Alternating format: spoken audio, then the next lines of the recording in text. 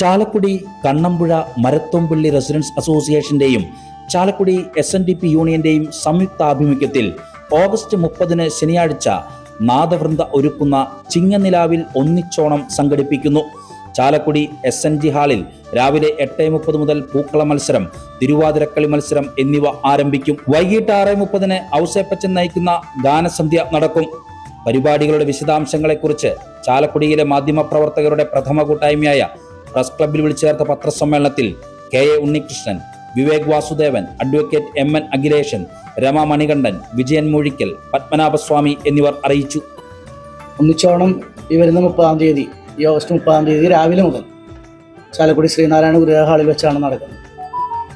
അത് രാവിലെ മുതൽ പൂക്കള മത്സരവും അതുപോലെ തന്നെ തിരുവാതിരക്കളിയും തുടങ്ങും. അതിനുശേഷം ഉച്ചതിരിഞ്ഞ് പ്രശസ്ത സംഗീത സംവിധായകനായിട്ടുള്ള ഔസേപ്പച്ചൻ നേതൃത്വം നൽകുന്ന സംഗീത സായാഹ്നവും നാദവൃന്ദയുടെ നേതൃത്വത്തിൽ നടക്കുകയാണ്. ഈ പരിപാടിയിലേക്ക് എല്ലാവരെയും സ്വാഗതം ചെയ്യാനും പരിപാടിയിൽ പങ്കെടുക്കാൻ അഭ്യർത്ഥിക്കാനും എല്ലാവിധമായ സഹായ സഹകരണങ്ങൾ ഉണ്ടാകണമെന്ന് അറിയിക്കാനാണ് ഞങ്ങൾ ഈ പത്രസമ്മേളനം നടത്താനായിട്ട് ആഗ്രഹിക്കുന്നത്.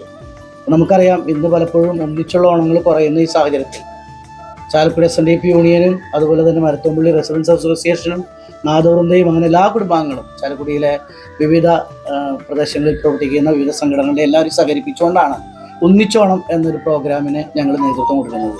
അപ്പോൾ അത് ആഗസ്റ്റ് 30-ാം തീയതിയാണ്.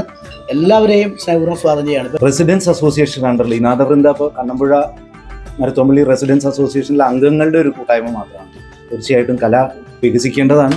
അതിൻ്റെ ഒരു പ്രചരണാർത്ഥമാണ് SNDP യൂണിയനും KMRയും നാദവൃന്ദ എന്ന് പറഞ്ഞിട്ടുള്ള ഈ ഒരു മ്യൂസിക് കൂട്ടായ്മയും കൂടിയിട്ട് ഇത്തരത്തിൽ നല്ലൊരു പ്രോഗ്രാം ജനങ്ങൾക്ക് വേണ്ടി കാഴ്ചവെക്കുന്നു. തീർച്ചയായിട്ടും കാലത്ത് രാവിലെ മുതൽ 8:30 മുതൽ വൈകിട്ട് 11 മണി വരെ വൈകിട്ട് 11 മണി വരെ സംഗീത നിശ്ചയം ഉണ്ടായിരിക്കുന്നതാണ്.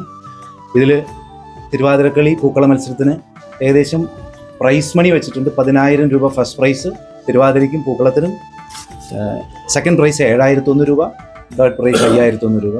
കേരളത്തിൽ നിന്ന് ഏകദേശം എല്ലാ ജില്ലകളിൽ നിന്നും പരിസര ജില്ലകളിൽ നിന്ന് പോലും നമുക്ക് പാർട്ടിസിപ്പൻസ് ഉണ്ട്. 10ഓളം പൂക്കള മത്സരങ്ങളും ഏകദേശം അത്രത്തോളം തന്നെ തിരുവാതിരക്കളി മത്സരങ്ങളും ഉണ്ട്. ഇതിന് കോമ്പറ്റീറ്റീവ് ആയിട്ടുള്ള ജഡ്ജസ് ആണുള്ളത്. ഇത് ഏകദേശം നമ്മളൊരു 2,000-2,500 പേരുടെ ഫുട്ടേജ് പ്രതീക്ഷിക്കുന്നു വരുന്നുണ്ട്. അപ്പോൾ അത്തരത്തിലൊരു പ്രോഗ്രാമാണ് അറേഞ്ച് ചെയ്തിട്ടുള്ളത്. എല്ലാവർക്കും എല്ലാ സൗകര്യങ്ങളും നമ്മളവിടെ അറേഞ്ച് ചെയ്തിട്ടുണ്ട്.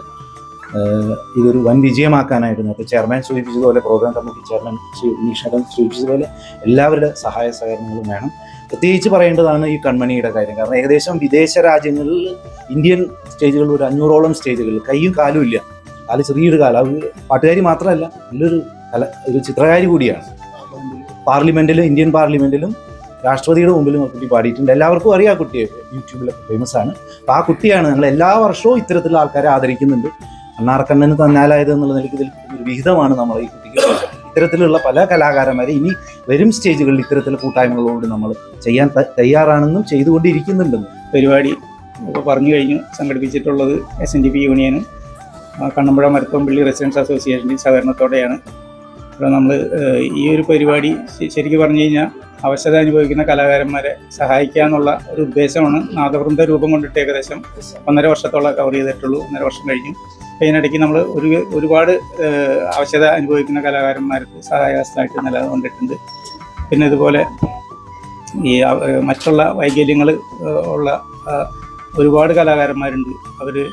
അവരെ മുന്നോട്ട് കൊണ്ടുവരിക, അവരെ ഉയർന്നു പൊങ്ങിക്കൊണ്ടിരിക്കുന്ന അവർക്കൊരു സഹായഹസ്തമായിട്ട് ഈ കൺമണിയുടെ കാര്യം പറഞ്ഞതാണ്. അവരെയൊക്കെ നമ്മൾ ഡിഫറെൻ്റ് ഏബിൾഡായിട്ടുള്ള കലാകാരന്മാർക്ക് ഒരു സഹായമായിട്ട് അവരെ നമ്മൾ ഒരു വേദിയിൽ പരിചയപ്പെടുത്താനും അവർക്ക് അവസരങ്ങൾ കൊടുക്കാനും കൂടിയാണ് നാദവൃന്ദ ഉദ്ദേശിച്ചിട്ടുള്ളത്.